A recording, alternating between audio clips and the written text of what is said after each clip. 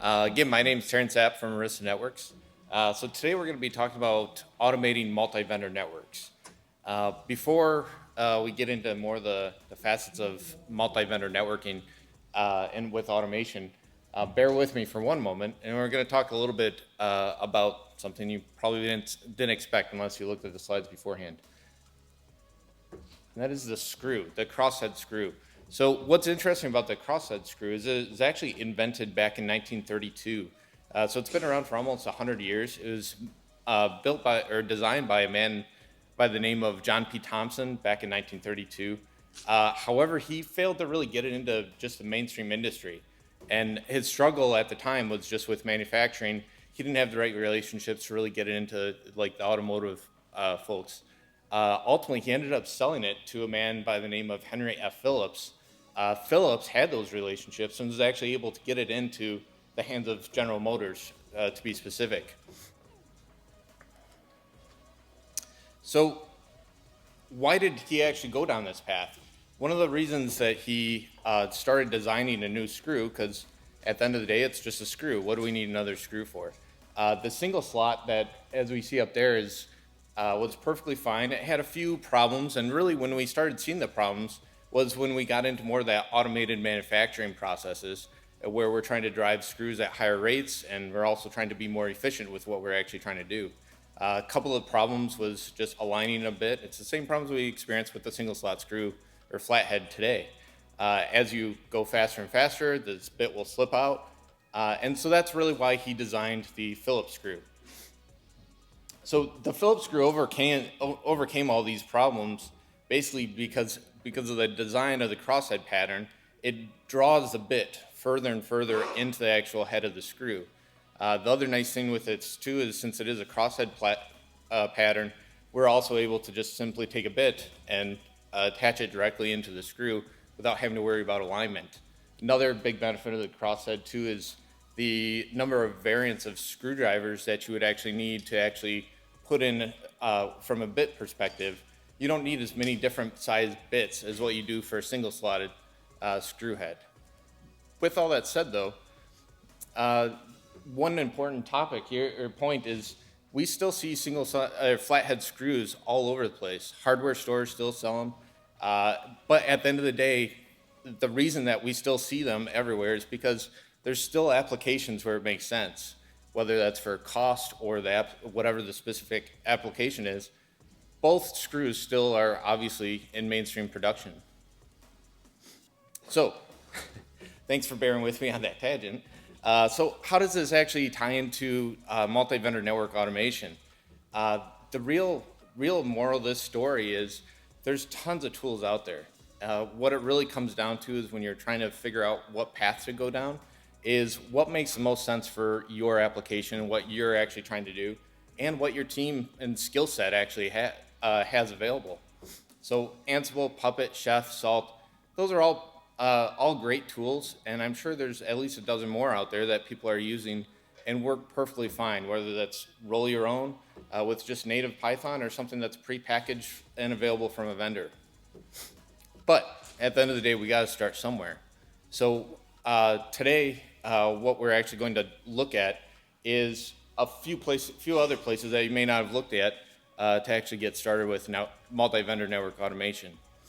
Before we talk about multi-vendor automation too, though, and get into the more details of how to actually go about going down this path, one thing that I feel is very important to talk about just with automation in general is a quote that Bill Gates put out a number of years ago, just speaking more about one of the things that we always have to be cautious as engineers when we're actually automating processes. If the actual process is inefficient from the beginning, by automating it, all we're really doing is expanding the problem. And obviously, if it's an inefficient process, then we're going to reap the benefits from that. Some people agree or disagree with this statement because at the end of the day, what it really comes down to is what's the problem that you're solving. If the problem that you're solving is inefficient, the solution to that problem is inefficient, but it also gets it off your task list, there's nothing wrong with that at the end of the day. So, from a tool perspective, we're going to talk about two main tools today. The first is Napalm, network automation and programmability abstraction layer with multi-vendor support. or just say Napalm. Hopefully everyone's familiar with Napalm at this point. But really what Napalm does is it simplifies the actual communication with the different vendor devices. So basically think of it as if we're just trying to run one command across a bunch of vendors, say for example a show version, Napalm will actually take that show version and convert it into the proper API call for the various vendors out there. So that way we get nice structured output back from the various vendors without having to deal with all these libraries in the middle there, whether it's PI API, PI NXOS, or Juno's EasyNC. So Napalm takes care of all of that brokering of actually handling the transport and all communicating with the actual devices. So one thing that people ask a lot is when we start talking about specific products like this, why not NetMiko or Paramiko? The answer to that, it goes back to this group. It's all about what's your actual application, what are you trying to do, and what's the right tool for the job at the end of the day. Just as an example, NetMiko, maybe it doesn't have the same device support that you're looking for, or maybe you want to leverage more of the modern APIs that Napalm offers versus having to go through SSH type transports with NetMiko, Paramiko. Now, getting into the other tool that we're going to talk about is called Nornir. It's formerly called Brigade. What's neat about Nornir, if you're familiar with Ansible, it's very similar to Ansible. The big difference here is it's purely written in Python. So what's really great about this is the same tools that you use to write Python code, your IDE development environment, you can use all those tools for Nornir as well. Even your Python debugger, that's also going to work with Nornir as well. The other great thing, and we'll talk about it in a little bit, is Nornir also takes care of the inventory in a very similar way that Ansible does as well. Another great thing, and this kind of ties into the morning presentations as well, big advantage that we get with Nornir is parallel task execution. So basically what this allows us to do is we can actually define a number of workers or processes that we allow Nornir to actually consume. And basically the way this works is if you have a single worker, that means that every task is going to be completed one after another. Now if we expand this out to the default or even further, then we can actually do parallel task execution.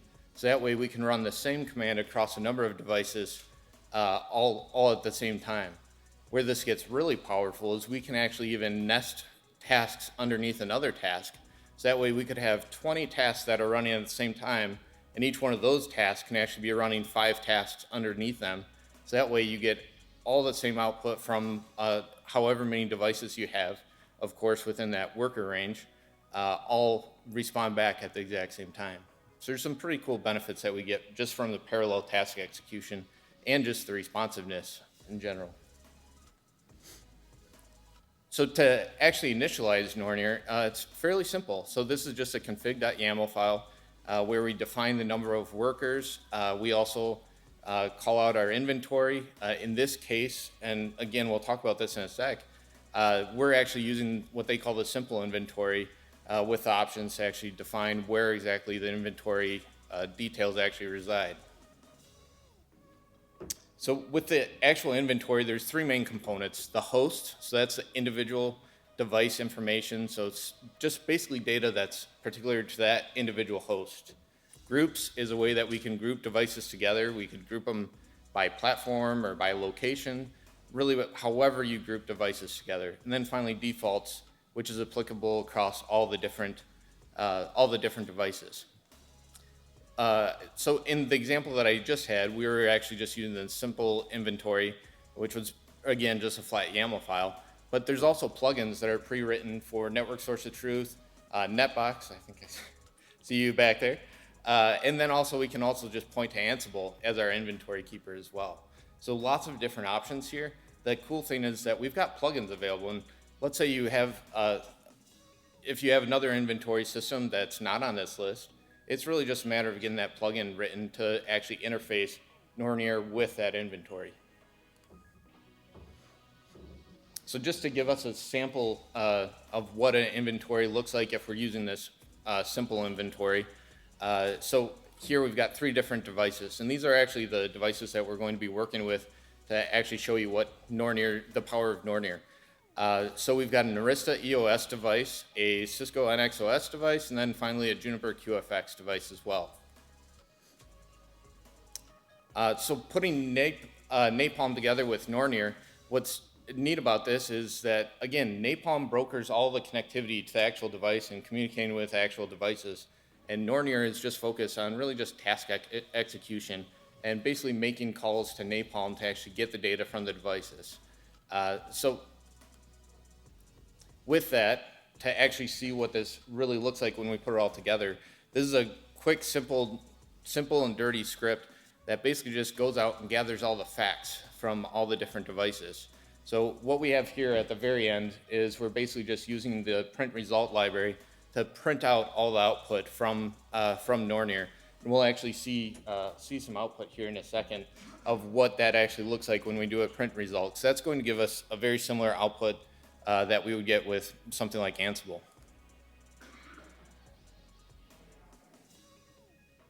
Let's see if it starts.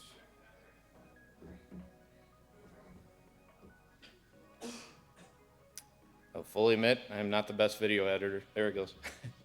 All right, so if we look at this facts file, we can see here that I actually decided to edit this output a little bit so we can actually just look at just what the host name is, and then we also want to look at what the actual model is. And again, it's just Python code. That's the really cool thing about this, is we don't have to learn another language or another structure. It's truly just Python in its purest form. And output-wise here, we can see we're actually working with a completely virtual environment. So we've got a virtual EOS device, NSOX V chassis, then also a VQFX 10K as well.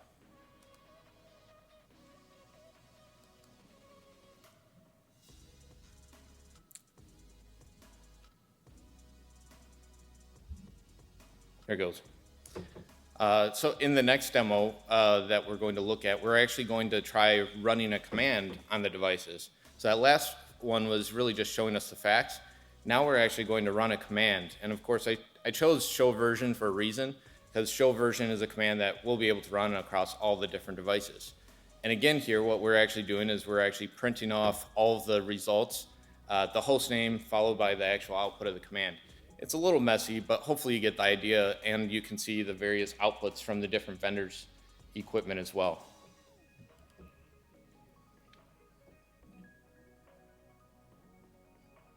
I learned my lesson early on about doing live demos, so I just started recording all of them. This is a real live environment that I am running this against. So now we're actually going to look at actually making a change to the network by basically adding a Vlan. In this particular example, we're actually using Jinja 2 templates to basically customize what we want to actually run against the actual boxes. So you can see here on the EOS and NXOS box, we're just using the Vlan syntax to define our Vlan. Then you can see on the Junos one, though, we're actually doing a set Vlan, whatever the Vlan name and ID is. And then finally, in the vlan.yaml file, this is where we're actually defining the actual VLANs that we want to loop through and add to the new switches. And again, here we'll actually use that print result command. So again, that'll give you more of that look and feel of Ansible that you're used to seeing.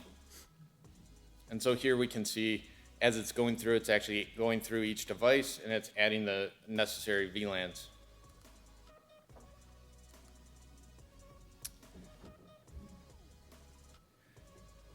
Now on the next couple of examples, we're actually going to completely bypass the print result command and with the real intention of actually being able to get us output in more the same way that we would expect if we were actually to go out to a device and do a show IPRP or show ARP or whatever it is.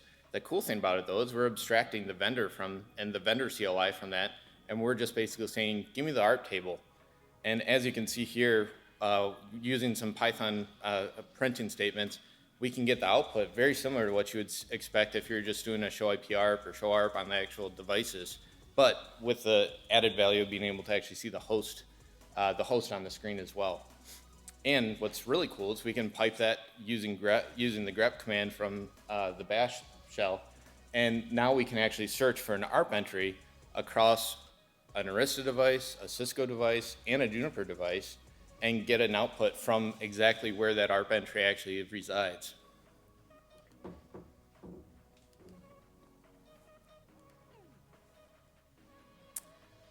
Now in this last example that I have for today, we're actually going to look at LLDP information.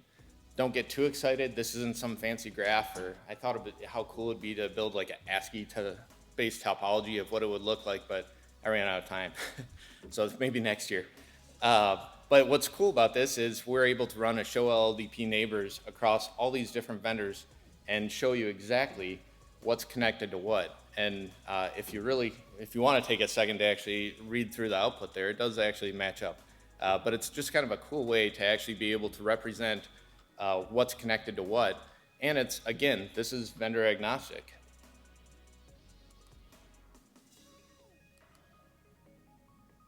So just to kind of sum things up about what we've been talking about here today, one of my big pet peeves with just automation in general is focus on solving problems. Just doing things like adding users, a lot of that kind of stuff, that's not necessarily very interesting. What is interesting though, is let's focus on actually solving problems and identifying what the actual problem is. Once we actually figure out what the problem is that we're trying to solve, like, hey, I want to find an ARP entry across all of my different vendor devices in various places within my network, then we can actually focus on what the solution is, while also keeping in mind that second bullet there of making sure that the path that we have to go down to actually get to this end result is actually worth the travel to get there. Because that's a very slippery slope you can find yourself going down, is a lot of times you could spend 100 hours to write some piece of code that maybe it only takes you 2 hours a year to actually just do it the good old-fashioned way and just get it done. The last point, too, that I can't stress enough is whether you like Ansible or you're interested in Nornir, at the end of the day, you got to use the right tool that's right for you. So if one of the things that I found a lot is if you end up having to drop down, and actually in one of the earlier sessions, there's actually a question about it. If you find yourself having to do a lot of custom work in Ansible, Nornir might be a good place to look, because being able to just stay within Python and not have to worry about all those different third-party plugins and having to write some of your own plugins, you can just do it all in Python and not have to worry about it. A couple last mentions here too. If you are interested in looking at Nornir and want to know where to actually start, that top link on the top there so that's actually David Barroso's GitHub repo. He has a Nornir workshop where he actually provides you with Jupyter notebooks that have all the commands and all the output all embedded in the Jupyter notebook. And it's a really cool and easy way to get started with Nornir and just Python in general. The other one that I'll call out too is the Packet Pushers actually did a podcast, I think it was end of April or so it was just a few weeks ago, where they actually had the entire Nornir team on and talking about why exactly Nornir exists. So if you want to hear more about why exactly Nornir is what it is today, that's another great place to start too. The last mention too is, so all these scripts that I showed you today, these are also available on my personal GitHub repo as well. So feel free to browse there and steal them and do whatever you'd like to do with them as well. Other than that, special thanks to David Barroso and the entire Nornir Napalm team. They were instrumental in really helping me gather all the data here and getting the demos up as well. With that, any questions?